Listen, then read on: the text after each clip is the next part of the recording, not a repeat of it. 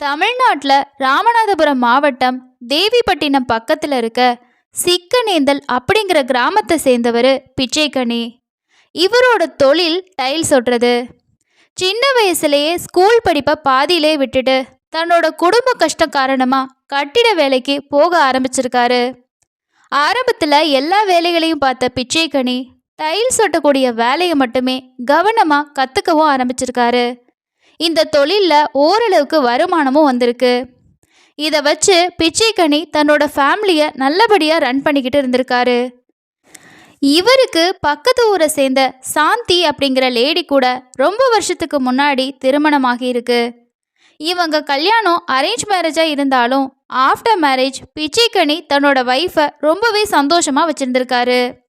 இந்த தம்பதிக்கு அடுத்தடுத்த வருஷங்களில் ஒரு ஆண் குழந்தையும் 2 பெண் குழந்தையும் பிறக்கிறாங்க. இவங்களோட ஃபேமிலி 5 பேராக பெருசாகுது. அதே சமயம் குடும்பத்தோட செலவும் அதிகமாகுது. இப்போ பிச்சைக்கனி முன்ன மாதிரி இல்லாமல் அதிகமாக வேலை பார்க்க வேண்டிய சூழ்நிலையும் ஏற்படுது. எப்படியோ நைட்டு பகல்னு கூட பார்க்காம குடும்பத்துக்காக கடுமையாக உழைக்க ஆரம்பிச்சிருக்காரு. பிள்ளைங்க ஸ்கூல் போக ஆரம்பிச்சதுக்கு அப்புறமா சாந்தி வீட்டிலையே தன்னால் முடிஞ்ச வேலையை செஞ்சு கொஞ்சம் வருமானமும் பார்த்து ஃபேமிலி செலவுக்கு சப்போர்ட் பண்ணிட்டு இருந்திருக்காங்க. இப்படியே இவங்களோட லைஃப் பல வருஷங்களாக போகுது. பிள்ளைங்க படிப்பு செலவு அதிகமாக ஆரம்பிச்சிருக்கு. ஆனால் பிச்சைக்கனியோட வருமானம் மட்டும் அப்படியே இருக்கு. வெளியில் கடனும் அதிகமாக வாங்கி சமாளிக்க முடியாத சூழ்நிலை ஏற்பட்டிருக்கு. அப்போதான் பிச்சைக்கனி ஒரு முடிவுக்கு வர்றாரு. கொஞ்சம் வருஷம் வெளிநாட்டுக்கு வேலைக்கு போனோன்னா பசங்களை படிக்க வச்சு ஒரு லெவலுக்கு கொண்டு வந்துடலாம். அதனால தெரிஞ்சவங்க மூலமாக வெளிநாட்டு வேலைக்கு முயற்சி பண்ண ஆரம்பிச்சிருக்காரு. பிச்சைக்கனி வேலை தேடிட்டு இருந்த சமயத்தில் தான் அவரோட ரிலேட்டிவ்ஸ் மூலமாக ஒரு ஏஜென்சியில் கட்டார் நாட்டுக்கு கட்டிட வேலைக்கு அனுப்புகிறாங்க அப்படின்ற தகவல் கிடச்சி அதுக்கு தேவையான டாக்குமெண்ட்ஸ் எல்லாம் ரெடி பண்ணி சப்மிட் பண்ணுறாரு. உடனே அவருக்கான வீசாவும் கிடைக்குது.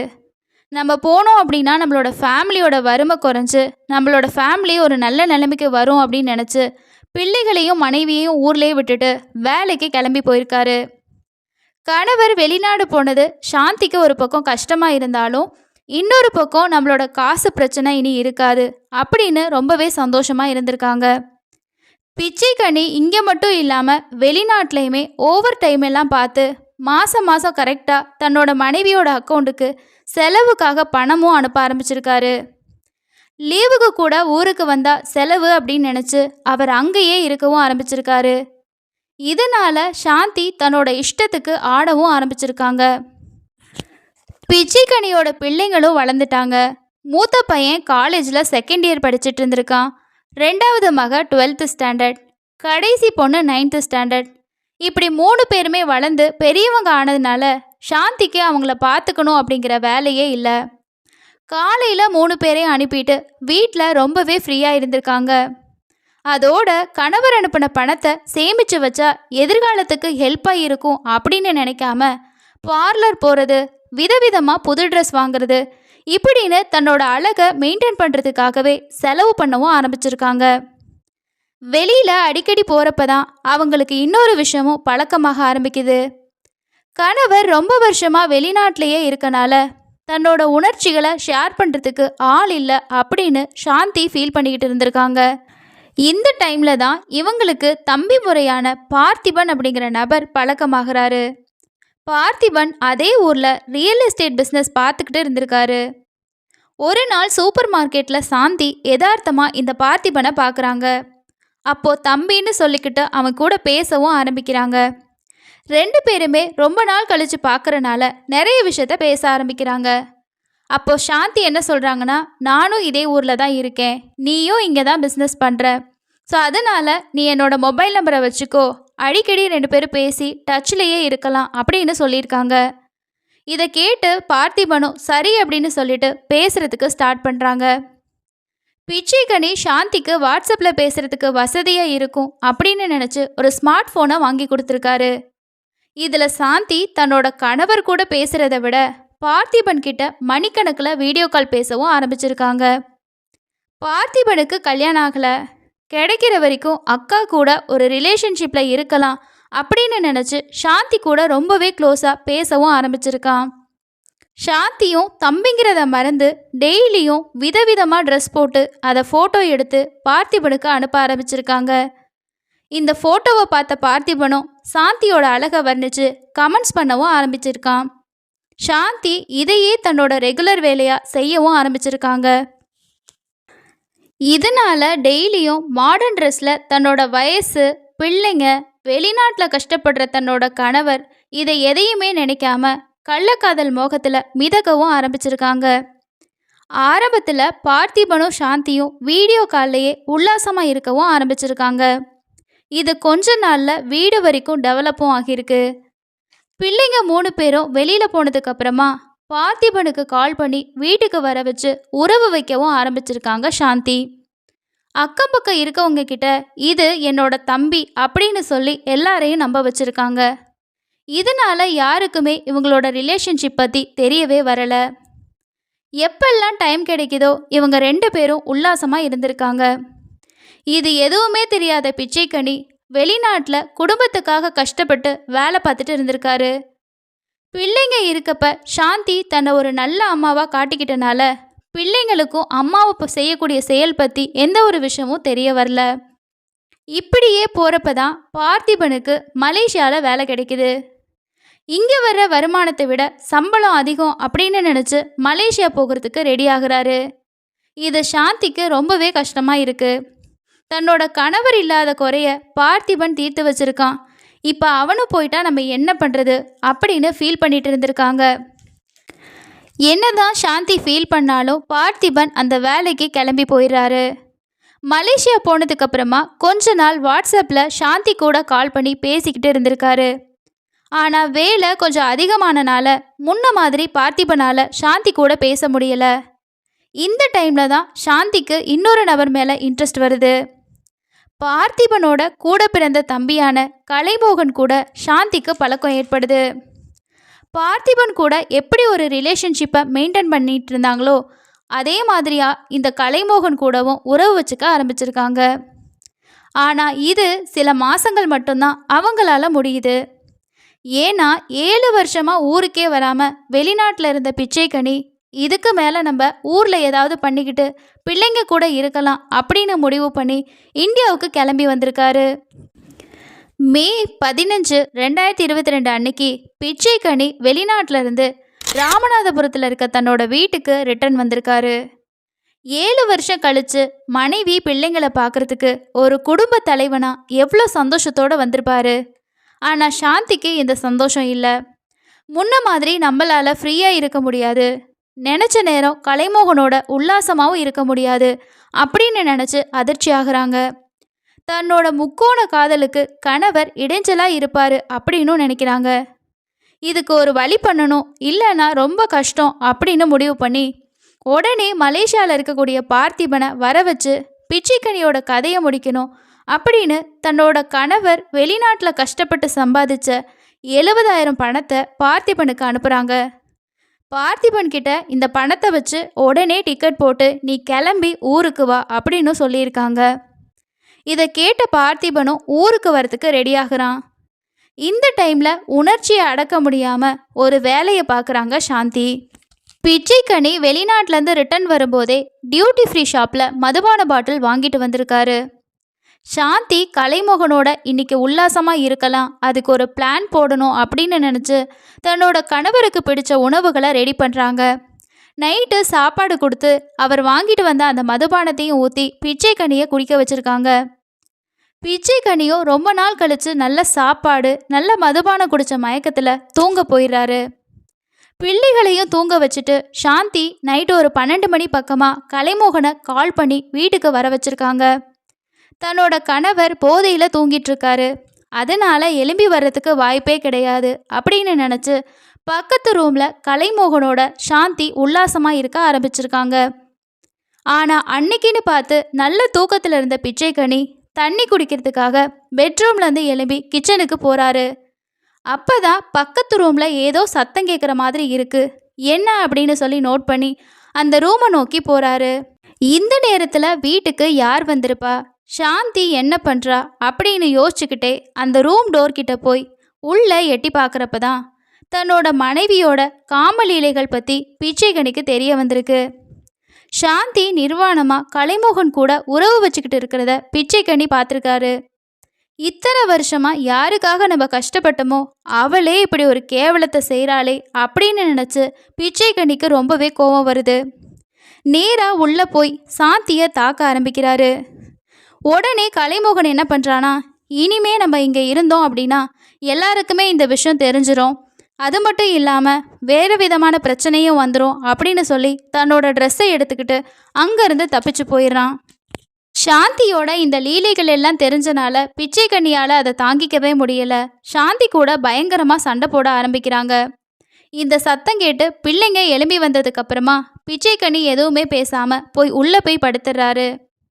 சாந்திக்கு இப்படி வசமாக மாட்டிக்கிட்டமே, இனி எப்படி நம்ம உல்லாசமாக இருக்குது, எல்லாருக்கும் தெரிஞ்சிருச்சுன்னா பிரச்சனை ஆகிரும் அப்படின்னு நினச்சி உடனே கலைமோகனுக்கு கால் பண்ணுறாங்க. தன்னோட கணவரோட கதையை எப்படியாவது முடிச்சிடணும் அப்படின்னு சொல்கிறாங்க. சாந்தி சொன்னதை கேட்ட கலைமோகன், நாளைக்கு நான் வீட்டுக்கு வர்றேன், இதுக்கு ஒரு முடிவு கட்டிடலாம், நீ எதுக்கும் கவலைப்படாமல் இரு அப்படின்னு சொல்லியிருக்கான். அதுக்கு அடுத்த நாள் காலையில் கலைமோகன் பிச்சைக்கனியோட வீட்டுக்கு வந்திருக்காரு. அவனை பார்த்ததுமே பிச்சைக்கனி பயங்கரமாக கத்தி சண்டை போடவும் ஆரம்பிக்கிறாரு. ஆனால் கலைமோகன் அவரை சமாதானப்படுத்துகிற மாதிரி நைஸாக பேசி, இனிமே இந்த தப்பை பண்ண மாட்டேன், வீட்டில் பிள்ளைங்க இருக்காங்க, வெளியே போய் பேசிக்கலாம் அப்படின்னு சொல்லி தன்னோட 2 வீலரில் பிச்சைக்கனியை ஏற்றிக்கிட்டு போயிருக்காரு. அன்னைக்கு வீட்டில் இருந்து போன பிச்சைக்கனி திரும்பவும் வீட்டுக்கு வரவே இல்லை. பிச்சைக்கனியோட பசங்க அப்பா எங்க அப்படின்னு கேட்டதுக்கு சாந்தி எதையோ காரணமாக சொல்லி அவங்கள சமாளிச்சுக்கிட்டே இருந்திருக்காங்க. ஆனால் தன்னோட பையன் வெளிநாட்டிலேருந்து வந்ததுக்கப்புறமா அவனை பார்க்கணும், அவனோட பேசணும் அப்படின்னு நினச்ச பிச்சைக்கனியோட அப்பாவும் தம்பியும் வீட்டுக்கு வந்திருக்காங்க. அப்போ எங்கே பிச்சைக்கனி அப்படின்னு சாந்திக்கிட்ட கேட்டிருக்காங்க. அப்போது சாந்தி என்ன சொல்கிறாங்க அப்படின்னா, பிச்சைக்கனி ஏதோ வேலை விஷயமா தூத்துக்குடி போயிருக்காரு, வர்றதுக்கு நாள் ஆகும் அப்படின்னு சொல்லியிருக்காங்க. சரி அப்படின்னு சொல்லி போனவங்க திரும்ப 2 நாள் கழித்து திரும்பியும் வந்து கேட்டிருக்காங்க. அப்போது கோயம்புத்தூருக்கு போயிருக்காரு அப்படின்னு சொல்லி மழுப்பியிருக்காங்க. இப்போ தான் வெளிநாட்டிலேருந்து வந்திருக்கான், உடனே வேலைக்கு எதுக்கு போகணும், அப்படி போகிற மாதிரி இருந்தாலும் எங்ககிட்டெல்லாம் சொல்லாமல் போக மாட்டானே அப்படின்னு பிச்சைக்கனியோட அப்பாவுக்கும் தம்பிக்கும் சாந்தி மேலே சந்தேகம் வருது. மருமக ஏதோ ஒரு விஷயத்த மறைக்கிறா அப்படின்னு நினச்சி பிச்சைக்கனியோட அப்பா தேவிப்பட்டினம் போலீஸ் ஸ்டேஷனுக்கு போயிட்டு தன்னோட பையனை கண்டுபிடிச்சி கொடுங்க அப்படின்னு கம்ப்ளைண்ட் கொடுத்துருக்காரு. போலீஸ் எல்லா டீட்டெயில்ஸையும் வாங்கிட்டு நாங்கள் விசாரித்து பார்க்குறோம், தகவல் கிடைச்சா உங்களுக்கு சொல்கிறோம் அப்படின்னு பிச்சைக்கனியோட அப்பாவையும் அவங்க சொந்தக்காரங்களையும் போலீஸ் ஸ்டேஷன்லேருந்து அனுப்பி வச்சுருக்காங்க. ஆனால் ரிலேட்டிவ்ஸும் அவங்களோட அப்பாவும் என்ன நினைக்கிறாங்கன்னா, போலீஸ் உடனே இந்த கேஸ் பற்றி எந்த ஒரு ஆக்ஷனுமே எடுக்கலை, லேட் பண்ண தன்னோட பையனுக்கு என்ன ஆச்சோ அப்படின்ற பதட்டத்தில் ராமநாதபுரம் மாவட்ட காவல்துறை கண்காணிப்பாளர்கிட்ட போயிட்டு கம்ப்ளைண்ட் கொடுக்குறாங்க. இப்போ இந்த கேஸில் உடனே ஆக்ஷன் எடுங்க அப்படின்ற ஆர்டர் வரவும் டிஎஸ்பி என்ன பண்ணுறாருன்னா, இதுக்குன்னு ஒரு தனிப்படை அமைச்சு இந்த கேஸ் பற்றின விசாரணையை தொடங்குறாங்க. இந்த கம்ப்ளைண்டில் மெயினான ஒரு விஷயத்த பிச்சைக்கனியோட அப்பா சொல்லியிருந்தாரு. அது என்னன்னா, எனக்கு என்னோட மருமக மேலே தான் சந்தேகமாக இருக்குது, அதனால நீங்கள் அவளை கூப்பிட்டு விசாரித்தா என் பையனுக்கு என்ன ஆச்சு அப்படின்றது தெரிய வரும் அப்படின்னு சொல்லியிருக்காங்க. ஸோ அவங்கள கூப்பிட்டு விசாரிக்கிறதுக்கு முன்னாடி அவங்களோட மொபைல் நம்பரோட கால் ஹிஸ்ட்ரி எடுத்து போலீஸ் பார்க்குறப்ப தான் அதிர்ச்சியான ஒரு தகவல் கிடச்சிருக்கு. இந்த கால் ஹிஸ்ட்ரியில் கடந்த பல வருஷமாகவே சாந்தி 2 நம்பர் கூட அடிக்கடி மணிக்கணக்கில் பேசியிருக்காங்க. பிச்சைக்கனி வந்ததுக்கு அப்புறமாவும் இந்த நம்பர் கூட பேசியிருக்காங்க. யார் இவங்க 2 பேரும்? போலீஸ் அந்த நம்பரோட ஓனர் டீட்டெயில்ஸ் எடுத்து பார்க்குறப்ப தான் அதில் ஒரு நபர் பேர் பார்த்திபன் அப்படிங்கிறதும் இன்னொருத்தங்க பேர் கலைமோகன் அப்படிங்கிறதும் தெரிய வந்திருக்கு. இவங்களுக்கும் இந்த சாந்திக்கும் என்ன தொடர்பு அப்படின்னு பார்க்கும்போது தான் தம்பி முறை அப்படின்ற உறவுக்காரங்க அப்படின்னு தெரிய வருது. இந்த 2 பேரும் அண்ணன் தம்பி வேற. இவங்களுக்கும் இந்த லேடி கூட என்ன ரிலேஷன்ஷிப் இருக்கும்? அதுக்கப்புறம் சந்தேகத்தின் அடிப்படையில் கலைமோகனை அரெஸ்ட் பண்ணி போலீஸ் விசாரிக்கிறாங்க. போலீஸோட சிறப்பான விசாரணையில் தான் தேடப்பட்டு வரக்கூடிய பிச்சைக்கனிக்கு என்ன ஆச்சு, சாந்தியோட லீலைகள் என்னென்ன அப்படின்ற விஷயம் தெரிய வந்திருக்கு. சாந்தியோட கணவர் பிச்சைக்கனி வெளிநாட்டில் இருக்கிறனால பார்த்திபன் கூட சாந்திக்கு திருமணத்தை தாண்டின உறவு இருந்திருக்கு. இது கலைமோகனுக்கும் தெரியும். பார்த்திபன் மலேசியாவுக்கு போனதுக்கு அப்புறமா கலைமோகன் சாந்தி கூட இல்லீகல் ரிலேஷன்ஷிப்ல இருக்கவும் ஆரம்பிச்சிருக்காரு. கலைமோகன் சாந்தி கூட ரிலேஷன்ஷிப் வச்சு கொஞ்ச நாளையே இந்த பிச்சைக்கனி வெளிநாட்டிலேருந்து திரும்பி ஊருக்கு வந்திருக்காரு. இதனால கலைமோகன் என்ன நினைக்கிறாருன்னா, இதுக்கு மேலே நம்மளால சாந்தி கூட இந்த இல்லீகல் ரிலேஷன்ஷிப்பை தொடர முடியாமல் போயிருமோ அப்படின்னு யோசிக்கிறப்ப தான் ஒரு நாள் நைட்டு சாந்தி இவருக்கு கால் பண்ணி, நம்ம 2 பேரும் இன்னைக்கு உல்லாசமாக இருக்கலாம், வீட்டுக்கு வா அப்படின்னு சொல்லி கூப்பிட்ருக்காரு. வீட்டுக்கு போய் உல்லாசமாக இருந்த அந்த விஷயத்த பிச்சைக்கனி பார்த்துட்டாரு. இதனால வீட்டில் ஒரே சண்டையாக இருந்திருக்கு. இந்த விஷயம் வெளியே தெரிஞ்சிருச்சு அப்படின்னா அசிங்கமாக போயிடும். இனிமே சாந்தி கூட உல்லாசமாக இருக்க முடியாது அப்படின்னு நினச்சி பிச்சைக்கனியை சமாதானமாக பேசி, தன்னோட அப்பாவுக்கு உடம்பு சரியில்லை, எதுவானாலும் நம்ம பேசி தீர்த்துக்கலாம் வாங்க அப்படின்னு சொல்லி சமாதானப்படுத்தி கூட்டிகிட்டு போனேன். ஏற்கனவே சாந்தி சொன்ன மாதிரி என்னோட அண்ணனான பார்த்திபனும் ரெடியாக அரசனூர் சீம கருவேல மரக்காட்டில் காத்துக்கிட்டு இருந்தான். நானும் பிச்சைக்கனியும் டாஸ்மார்க்கு போயிட்டு மது பாட்டில் வாங்கிட்டு நேராக அங்கே போயிட்டோம். அங்கே வச்சு 3 பேருமா ஒன்றா மது குடிச்சிட்டு பிச்சைக்கனியை அதிகமாக குடிக்க வச்சு அவர் போதையில் இருக்கும்போது பார்த்திபன் ஏற்கனவே மறைச்சி வச்சிருந்த அரிவாளை எடுத்து பிச்சைக்கனியை சரமாரியாக வெட்ட ஆரம்பித்தாங்க. இதில் பிச்சைக்கனி அந்த இடத்துலையே துடிதுடிச்சு இறந்து போயிட்டாரு. நானும் பார்த்திபனும் சேர்ந்து பிச்சைக்கனியோட பாடியை பக்கத்தில் இருந்த ஒரு புதருக்குள்ளே வீசிட்டு அங்கேருந்து தப்பிச்சு போயிட்டோம். இந்த விஷயத்த சாந்திக்கிட்டேயும் கால் பண்ணி சொன்னோம். அவங்களும் இனி 3 பேரும் உல்லாசமாக இருக்கலாம், இனி யாராலையும் நமக்கு பிரச்சனையே வராது அப்படின்னு சொன்னாங்க. இதுதான் அன்னைக்கு நடந்துச்சு அப்படின்னு கலைமோகனோட ஸ்டேட்மெண்ட்டில் அவர் சொல்லியிருக்காரு. இதை கேட்ட போலீஸ் சாந்தியையும் பார்த்திபனையும் அரெஸ்ட் பண்ணுறதுக்காக தேடுறப்ப தான் கலைமோகன் கைதான விஷயம் தெரிஞ்சு 2 பேருமே தலைமறைவாகியிருக்காங்க. அவங்கள பிடிக்கிறதுக்கு 2 போலீஸ் டீம் தேடுதல் வேட்டையை ஆரம்பிக்கிறாங்க. இன்னொரு பக்கம் கிரைம் நடந்ததா சொன்ன இடத்துக்கு போயிட்டு பிச்சைக்கனியோட பாடியை ரெக்கவர் பண்ணி அட்டாப்சிக்கு அனுப்பியிருக்காங்க. தந்தை இருந்து தாய் தலைமறைவானனால 3 பிள்ளைகளும் அடுத்து என்ன செய்கிறது அப்படின்னு தெரியாமல் அனாதையாக நிற்கிறாங்க. தன்னோட மனைவி பிள்ளைங்க வாழ்க்கை நல்லா இருக்கணும் அப்படின்னு நினச்சி வெளிநாட்டில் இரவு பகல் கூட பார்க்காம உழைச்ச ஒரு கணவருக்கு மனைவியோட காமவெறியால் நடந்த இந்த கொடுமை பற்றி அந்த ஊரில் மட்டும் இல்லாமல் தமிழ்நாடு ஃபுல்லாகவே பரபரப்பாக பேசப்பட்டும் இருக்கு. உணர்ச்சி அப்படிங்கிறது ஆண் பெண் 2 பேருக்குமே இருக்குது. அந்த உணர்வுகளை தன்னோட குடும்பத்தில் இருக்கக்கூடிய ஒவ்வொரு நபருக்காகவும் அவங்க எதிர்காலத்துக்காகவும் ஒருத்தர் தியாகம் பண்ணி உழைக்கிறத இன்னொருத்தர் புரிஞ்சுக்கிட்டாலே இது போன்ற குற்ற சம்பவங்கள் குறையிறதுக்கு வாய்ப்பு இருக்குது. காம உணர்ச்சிகளை மட்டுமே பார்த்து போகக்கூடிய ஒவ்வொரு ஆணும் பெண்ணும் கடைசியாக தங்களோட வாழ்க்கையை தொலைச்சிட்டு தான் நிற்கிறாங்க அப்படிங்கிற உண்மை இது போன்ற சம்பவங்கள் மூலமாக நமக்கு புரிய வைக்குது. இந்த கிரைம் பற்றி நீங்கள் என்ன நினைக்கிறீங்க அப்படின்னு சொல்லிட்டு கீழே இருக்க கமெண்ட் செக்ஷனில் ஷேர் பண்ணுங்கள். இது போன்ற கிரைம் சம்பவங்களை விரிவாக தெரிஞ்சுக்கிறதுக்கு நம்ம சேனலை சப்ஸ்கிரைப் பண்ணிக்கோங்க. அடுத்த இன்னொரு கிரைமில் சந்திக்கலாம். நன்றி.